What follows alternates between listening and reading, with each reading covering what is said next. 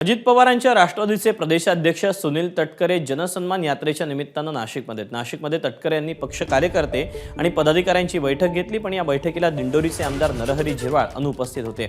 सुनील तटकरेंनी झिरवाळांच्या अनुपस्थितीवर स्पष्टीकरण दिलं। झिरवाळ उपस्थित नाहीत याचा अर्थ ते नाराज आहेत असा होत नाही असं तटकरे म्हणाले। उद्या दिंडोरीची सभा आहे, त्यावेळेला तुम्ही सर्वांनी त्या ठिकाणी यावं अशी माझी आपल्याला विनंती आहे। आजच्या सभेला झिरवाळ साहेब का अपेक्षित नव्हते। इथे आज सिन्नरला जायचं असल्यामुळे दिलीप काकांच्याकडे उद्या आहे म्हणून त्यांना या ठिकाणी बोलवलेलं आहे। त्यामुळे आता सर्वोच्चांच्या मतदारसंघात आता लगेच देवळाले म्हणून त्या इथे नाहीत, उपस्थित नाहीत याचा अर्थ तसं नाही।